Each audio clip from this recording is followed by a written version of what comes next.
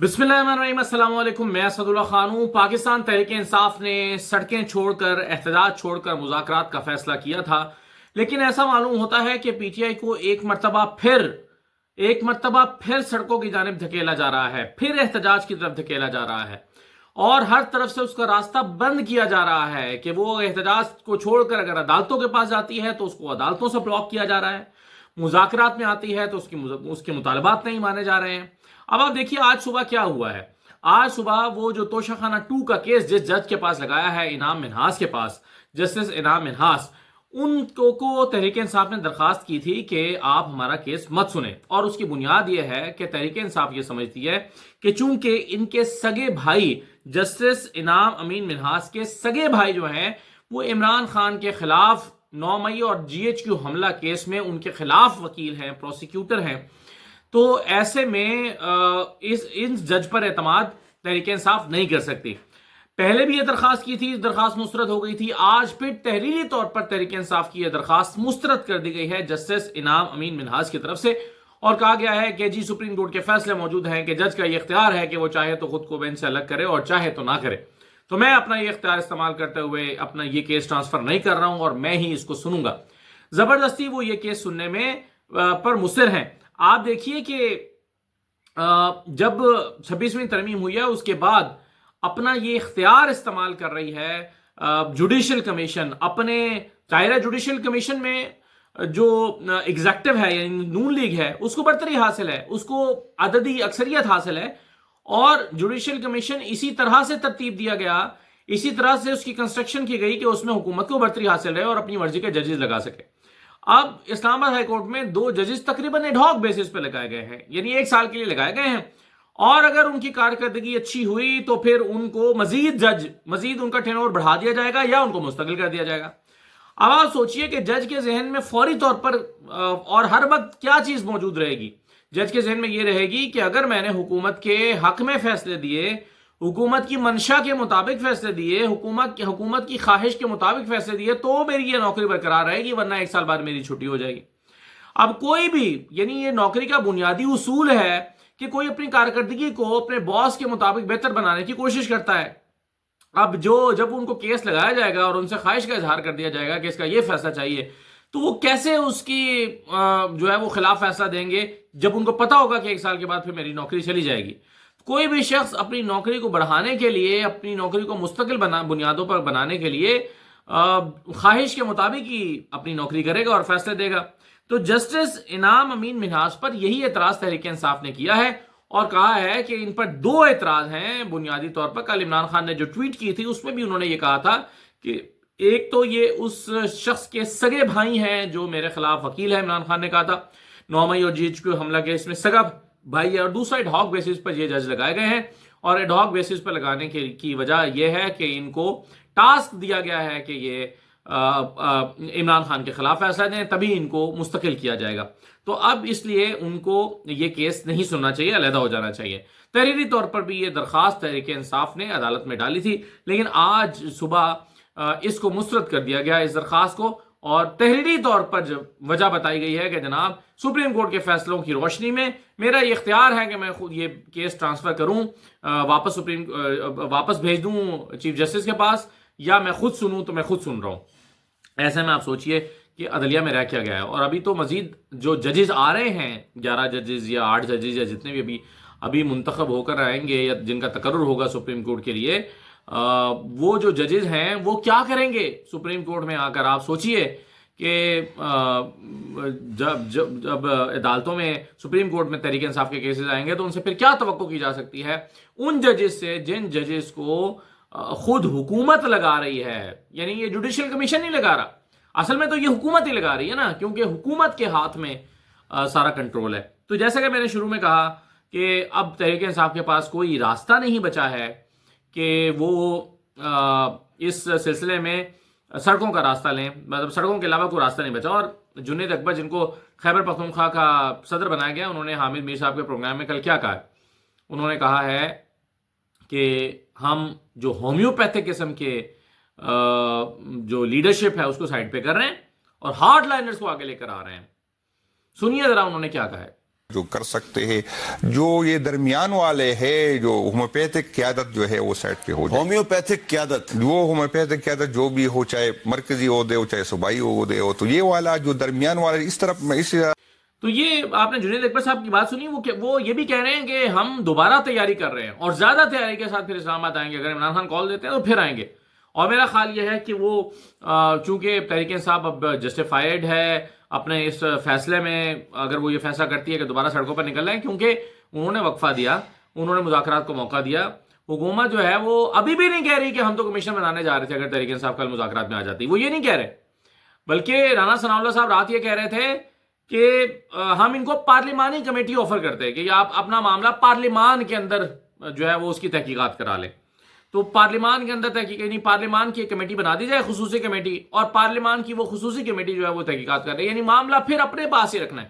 Supreme court کے 3 senior ججز یا ہائی کورٹ کے 3 سینئر ججز کے پاس وہ پھر بھی بھیجنا نہیں چاہتے، حکومت چاہتی تھی. تو ظاہر ہے پھر یہ کہنا کہ جی مذاکرات سے بھاگ گئے ہیں. وہ بھائی آپ جب ان کے مطالبات منظور ہی نہیں کر رہے، اور آج بھی یہ نہیں کہہ رہے کہ وہ اگر آ جاتے تو ہم نے مطالبہ منظور کر لینا تھا، نہیں یہ دعویٰ بھی نہیں کر رہے، تو پھر اس کا فائدہ کیا تھا مذاکرات سے جڑے رہنے کا؟ تو پھر تحریک انصاف نے صحیح اور بروقت فیصلہ کیا اور وہ اس سے باہر آ گئے. تو اب کوئی اور راستہ بچا نہیں. اب دیکھیں تحریک انصاف اپنی، جیسے میں نے ابھی بات کر رہا تھا کہ ہارڈ لائنر، وہ کہتے ہیں جی ہم ہارڈ لائنر کو آگے لائیں گے. تحریک انصاف اب اپنا جو سکوپ ہے وہ بڑھانا چاہتی ہے اپنے احتجاج کا. اور یہ دیکھیے کتنی سینسیٹیو بات ہے کہ عمران خان نے ہدایت کی ہے پارٹی کو کہ مہرنگ بلوچ سے بھی ملاقات کریں. مہرنگ بلوچ ریاست کے لیے ایک بڑا سینسیٹیو ایک پوائنٹ ہے. ابھی جب مہرنگ بلوچ یہاں آئی تھیں اسلام آباد احتجاج کرنے کے لیے اور انہوں نے یہاں کیمپ لگایا تھا، تو ہم نے دیکھا تھا کہ اس پر بہت زیادہ پریشانی تھی اسٹیٹ کو کہ مہرنگ بلوچ یہاں پر کیوں آ گئی ہیں. اور ان کا جو مسنگ پرسنز والا مطالبہ ہے، یعنی مہرنگ بلوچ کو دہشت گرد اور نہ جانے کیا کیا ڈکلیئر کرنے کی یہاں پر کوشش کی گئی، اور ان کے مقابلے میں ایک اور کیمپ لگوا دیا گیا، جو کیمپ جو ہے وہ ان کو کاؤنٹر کرنے کے لیے لگوایا گیا. اب مہرنگ بلوچ سے، جن کے ساتھ بلوچستان کے لوگوں کی ایک بڑی تعداد جڑی ہوئی ہے، ان کے سینٹیمنٹ جڑے ہوئے ہیں، اور بہت سے لوگ ان کو، ہزاروں لوگ ان کو فالو کرتے ہیں، جہاں وہ آواز دیں ان کے پیچھے جاتے ہیں. تو تحریک انصاف مہرنگ بلوچ کو آن بورڈ لانا چاہتی ہیں. اس سے ایک تو یہ ہوگا کہ تحریک انصاف سمجھتی ہے کہ آواز بلند ہوگی، اور دوسرا بلوچستان میں بھی اپنی تحریک ان کو تیز کرنے کا موقع ملے گا، کیونکہ بلوچستان میں بہرحال پی ٹی آئی کے لوگوں کے ساتھ بھی کچھ اسی قسم کی چیزیں ہوئی ہیں جو مہرنگ بلوچ بھی دعویٰ کرتی ہے. تو اب یعنی جو مزید سینسیٹیو ایشوز ہیں تحریک انصاف اس کی طرف بھی جا رہی ہے. اور میں سمجھتا ہوں کہ یہ مہرنگ بلوچ والا جو ایشو ہے یا یہ فیصلہ ہے، یہ بڑا ایک حساس فیصلہ ہے جو اب پی ٹی آئی کر رہی ہے. اور ظاہر ہے وہ تنگ آمد بجنگ آمد والی بات ہے کہ جب آپ نے کوئی راستہ ہی نہیں چھوڑا ہے تحریک انصاف کے لیے تو پھر وہ کیا کریں گے. اس کے علاوہ دیکھیے تحریک انصاف کل مولانا فضل الرحمان صاحب سے بھی ملی ہے. مولانا فضل الرحمان صاحب کے سامنے اب یہاں میرے نزدیک ایک بہت بڑا سوال ہے کہ مولانا فضل الرحمان کیا تحریک انصاف کے کسی کام آ سکتے ہیں یا نہیں آ سکتے. الٹیمیٹلی مولانا فضل الرحمان تحریک انصاف کے سخت مخالف رہے ہیں، پی ٹی آئی ان کی مخالف رہی ہے، اور سیاسی میدان میں دونوں ایک دوسرے کے حریف بھی ہیں، اور پی ٹی آئی ان کے خلاف شدید سخت نعرہ لگا کر الیکشن بھی جیتتی ہے. اب پی ٹی آئی مولانا فضل الرحمان کے ساتھ اپنے تعلقات کو بہتر کرنے کی کوشش کر رہی ہے یا بڑھا رہی ہے. کیا پی ٹی آئی کو اس سے کچھ حاصل ہوگا؟ میرے نزدیک اس سے کچھ حاصل نہیں ہوگا. کیوں؟ میں یہ کیوں کہہ رہا ہوں؟ دیکھیے کل کی جو ملاقات تھی، جو مذاکراتی کمیٹی بنائی تھی عمران خان نے، اس کو پھر کنورٹ کر دیا کہ یہ مذاکراتی کمیٹی اب گرینڈ الائنس کو بڑا کرنے میں اپنا کردار ادا کرے. وہ اس سلسلے میں مولانا فضل الرحمان صاحب سے ملی. 3 باتیں انہوں نے کل مولانا سے کہی ہیں. ایک بات تو انہوں نے کہی مولانا سے کہ جو ہم نے مذاکرات کیے ہیں اور ہم نے دیکھیں پوری سنجیدگی سے ایفرٹ کی اور حکومت نے یہ کیا، یعنی مذاکرات کے معاملے پر اعتماد میں لیا مولانا فضل الرحمان کو کہ ہم مذاکرات کے لیے اترے تھے، ہم احتجاج کا راستہ چھوڑ کے آئے تھے، لیکن ہمارے مذاکرات مانے نہیں گئے، تو اب ہمارے پاس کوئی اور راستہ نہیں ہے کہ ہم احتجاج کی طرف جائیں. مولانا کو اس معاملے میں اعتماد میں لیا، اور مولانا نے ظاہر ہے اس کا کیا جواب دیتے ہیں، انہوں نے کوئی جواب نہیں دیا. دوسرا، ان کو الیکشن کمیشن کے ممبران جو لگانے ہیں، 2 ممبران اور چیف الیکشن کمشنر، اس کے ناموں پر مشاورت کے لیے مولانا فضل الرحمان صاحب کو اعتماد میں لینے کی کوشش کی.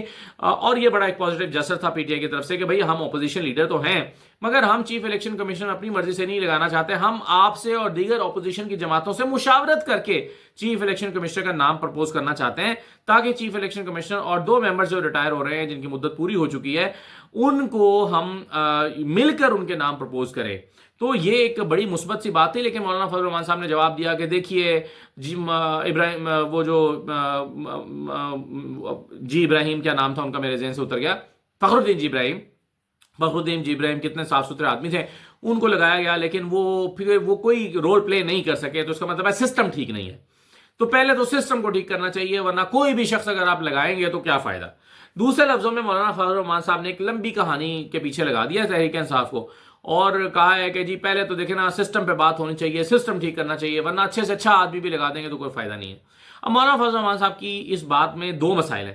ایک تو ان کا پرابلم مولانا کا یہ ہے کہ وہ جو بات کر رہے ہیں اگر اس راستے پر، اس روٹ پر ڈل جائے تحریک انصاف، تو پھر تو 1 سال لگ جائے گا کم از کم، مذاکرات ہوں گے، نیا سسٹم بنایا جائے گا، اور وہ کمیٹیاں بنیں گی، اور وہ ایک ایسا پروسیس ہے کہ جس نے پتہ نہیں کسی انجام کو پہنچنا بھی ہے یا نہیں۔ اور تب تک، جب تک یہ پورا پروسیس نہیں ہو جاتا، تب تک یہی صاحب سکندر سلطان راجہ ہی لگے رہیں گے۔ تو ایک طرح سے تو مولانا فضل الرحمان صاحب پھر دستخط کر رہے ہیں سکندر سلطان راجہ کی ایکسٹینشن پر، اور کہہ رہے ہیں کہ ٹھیک ہے مولانا، کہ ٹھیک ہے ان کو چلتے رہو، ان کو چلتے رہنے دو سکندر سلطان راجہ کو۔ تو دوسری بات یہ ہے کہ مولانا فضل الرحمان صاحب جو ہے نا، اب دیکھیے کہ یہ جو نیا نام لگانا ہے، اور یہ جو سسٹم ہے، جس سسٹم پر وہ اعتراض کریں، یہ سسٹم اتنا برا نہیں ہے۔ آپ جو موجودہ سسٹم ہے اگر اس کے مطابق بھی آپ فارم 45 جو کہ ایک سرکاری اور لیگل ڈاکومنٹ ہے اس کو ایکسیپٹ کر لیں، تو کم و بیش 98% انتخابات کی عذرداریاں ختم ہو جاتی ہیں۔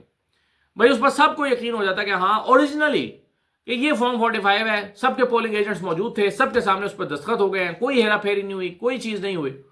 یہاں پر تو یہ ہوا نا کہ اگر کوئی اگر کوئی جو ہے وہ پریزائڈنگ آفیسر اڑ گیا، اس نے کہا جی نہیں میں تو اوریجنل فارم 45 پہ دستخط کروں گا، تو اس کو پھر دوسرے کمرے میں لے کر گئے 10 منٹ کے لیے، اور واپس آ کے اس نے خالی فارم 45 پہ دستخط کر دیے۔ اس طرح ہوا ہے۔ تو یہ جو اور وہاں پر جو لوگ موجود تھے انہوں نے زبردستی دستخط کروائے۔ تو اس طرح کا اگر نہ ہو نظام، یعنی جو موجودہ نظام اس وقت دستیاب ہے اس میں بھی اگر شفافیت رکھی جائے اور چیف الیکشن کمیشنر شفافیت کے ساتھ عمل درآمد کریں، تو کوئی دوسری رائے نہیں ہے کہ انتخابات کو سبھی شفاف کہیں گے۔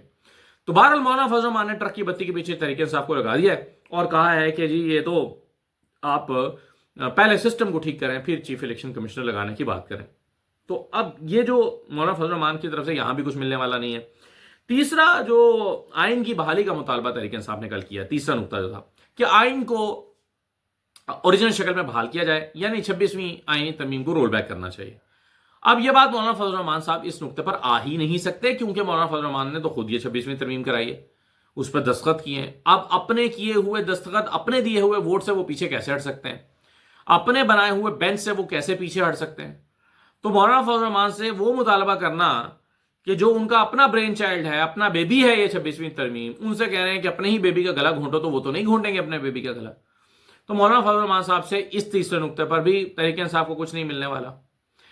اب اس ساری ایفرٹ کا اگر پیچھے مقصد یہ ہے جو فواد چودھری مسلسل تحریک انصاف کے پیچھے لگے ہوئے تھے کہ بھائی اپوزیشن کو ملاؤ، مولانا فضل الرحمان کو ملاؤ، مولانا کو ساتھ لے کر آؤ، ان کا مقصد یہ تھا کہ بھائی احتجاج، اور پی ٹی آئی اور مولانا مل کر احتجاج کرے، یعنی ایک ایسا احتجاج ہو جس میں اپوزیشن کی تمام جماعتیں اپنے اپنے کارکنوں کو لے کر آئیں اور اسٹیج شیئر کریں۔ اب اسٹیج کو شیئر کرنے کے حوالے سے بالکل مولانا فضل الرحمان صاحب تحریک انصاف کے ساتھ تیار ہی نہیں ہے۔ مولانا فضل الرحمان اسٹیج تحریک انصاف کے ساتھ شیئر کرنے کے لیے تیار نہیں ہے، کیونکہ مولانا فضل الرحمان صاحب ایک طرح سے اسٹیٹس کو کا ہمیشہ حصہ رہتے ہیں، ابھی بھی ہیں، اور وہ کسی ایسی سچویشن میں نہیں جانا چاہتے کہ جہاں کل کو ان کے لیے مزید مشکلات ہوں۔ وہ ویٹ اینڈ سی کی پالیسی پر جانا چاہتے ہیں۔ وہ چاہتے ہیں کہ اپوزیشن بھی کرتے رہیں اور چپ کر کے وقت بھی گزارتے رہیں اور اسٹیبلشمنٹ کے ساتھ اپنے تعلقات بھی خراب نہ کریں اور خاموشی سے وقت گزاریں۔ تو مولانا فضل الرحمان صاحب کوئی 1% بھی اندیا نہیں دے رہے تحریک انصاف کو کہ ان کے ساتھ اسٹیج شیئر کریں گے۔ وہ کہتے ہیں جی ہاں ہم ایشو ٹو ایشو مل کر چلیں گے، ایشو ٹو ایشو بات کریں گے۔ تو تحریک انصاف مولانا فضل الرحمان کے پیچھے جو لگی ہے، اس سے کیا کچھ حاصل ہونے والا ہے؟ میرا خیال ہے کہ تحریک انصاف کو مولانا فضل الرحمان سے کچھ ملنے والا نہیں ہے، یا کم از کم کل کی ملاقات سے تو ہمیں ایسا ہی نظر آتا ہے۔ آخری بات یہ ہے کہ پیکا منظور کرایا گیا، اب کل سینٹ سے بھی پاس ہو گیا۔ اب پیپلز پارٹی جو صحافیوں کی آواز کی بڑی حامی ہے، بظاہر ویسے تو جتنے صحافی ایک سال میں سندھ میں مارے گئے ہیں پچھلے، وہ ایک ہوشربہ ایک نمبر ہے، اور جتنے لوگ زخمی ہوئے یا ان پر تشدد ہوا صحافیوں کے حوالے سے، سندھ ایک بدترین صوبہ رہا ہے پچھلے سال تمام رپورٹس کے مطابق، اور ویسے لیکن پیپلز پارٹی آزادی اظہار رائے کی بڑی حامی چیمپئن نظر آتی ہے۔ اور یہاں پر اب صورتحال یہ ہے کہ سینٹ کی کمیٹی، جہاں پر سینٹ کی انٹیریئر کمیٹی، جہاں پر یہ جو منظور کیا گیا اس، اور پھر وہاں سے پاس ہو کر پھر سینٹ میں آیا، اس میں پیپلز پارٹی کے 2 ممبرز موجود تھے۔ میں نے آپ کو بتایا تھا کہ میں بھی گیا تھا، اس میں ہمیں بھی بلایا گیا تھا، اینکرز کو بھی بلایا گیا تھا، ہم لوگ وہاں پر گئے اور اپنی رائے کا اظہار کیا اور ہم نے تحفظات کا اظہار کیا اور کہا کہ اس کو مزید وقت دیجیے، اس پہ مزید ڈسکشن کر لیجیے۔ لیکن 5 منٹ کے اندر اس پہ ووٹنگ ہوئی، اور اس ووٹنگ میں بھی جو ہے وہ پلوشا خان تھیں، سینیٹر پلوشا، اور سینیٹر کیا نام ہے ان کا، جو پیپلز پارٹی کے ایک اور سینیٹر ہیں شہادت امان، سینیٹر شہادت امان، یہ دونوں سینیٹرز وہاں پر موجود تھے اور انہوں نے اس بل کے حق میں ووٹ کیا۔ اور پھر جب سینٹ میں ووٹنگ ہوئی ہے تو وہاں پہ بھی پیپلز پارٹی نے اس کی مخالفت نہیں کی۔ اب کچھ لوگ توقع لگائے بیٹھے ہیں کہ جب یہ زرداری صاحب کے پاس جائے گا تو ایک راستہ یہ ہے کہ زرداری صاحب اس پر دستخط نہیں کریں گے، بالکل اس کو ایسے ہی روک دیں گے جیسے انہوں نے مدرسے کا بل روک دیا تھا۔ لیکن ایسا نہیں ہوگا، اس کی وجہ یہ ہے کہ دیکھیے مدرسہ کا بل پر دستخط زرداری صاحب نے اس لیے نہیں کیے تھے کہ کہیں اور سے کہا گیا تھا کہ آپ نے اس پر دستخط نہیں کرنے۔ اب جہاں سے یہ بل لایا جا رہا ہے وہی کہیں گے کہ دستخط کرو، تو زرداری صاحب انکار نہیں کر سکتے۔ تو یہ امید کرنا کہ زرداری صاحب جو ہیں وہ اس کو روک دیں گے، اور کل دیکھیے افضل بٹ اور باقی لوگ بھی یہ مطالبہ کر رہے تھے کہ پیپلز پارٹی کے پاس ابھی بھی ایک راستہ ہے، آصف زرداری نے اس پہ دستخط کرنے ہیں، وہ اس پر اعتراضات لگا کے واپس بھیجیں پارلیمان کے پاس، اور پھر اس میں امینڈمنٹس لائی جائیں اور اس میں ترامیم لا کے اس کو زیر بحث لایا جائے۔ آصف زرداری سے امید لگائے بیٹھے ہیں کہ اس کو واپس بھیج دیں گے، تو آصف زرداری صاحب تو اس کو واپس بھیجنے والے مجھے دکھائی نہیں دیتے، حالانکہ ان کے پاس یہ راستہ موجود ہے، یہ واپس بھیج سکتے ہیں، اس میں دوبارہ امینڈمنٹس پرپوز ہو سکتی ہیں، اس پہ بات ہو سکتی ہے، تمام صحافتی تنظیموں کو آن بورڈ لیا جا سکتا ہے۔ اور آخری بات یہ کہ جو اگر فرض کیجئے کہ صحافتی تنظیمیں جو اس کو عدالت میں چیلنج کرنے کا ارادہ رکھتی ہیں تو ٹھیک ہے، بالکل کرنا چاہیے، ہم بھی پٹیشن اس میں تیار کر رہے ہیں، ہم بھی جائیں گے، لیکن عدالتوں سے کیا توقع کی جا سکتی ہے؟ عدالتوں کا حال میں نے آپ کو اسی ویڈیو کے شروع میں بتایا نہیں ہے کہ عدالتوں کی کیا حالت ہے۔ ایک ایکس کی بندش پر ہمارے دوست احتشام عباسی نے اسلام آباد ہائی کورٹ میں درخواست دائر کر رکھی ہے، مہینوں ان کی درخواست سماعت نہیں ہوتی، اور جب ہوتی ہے تو پھر مہینوں کی تاریخ پڑ جاتی ہے۔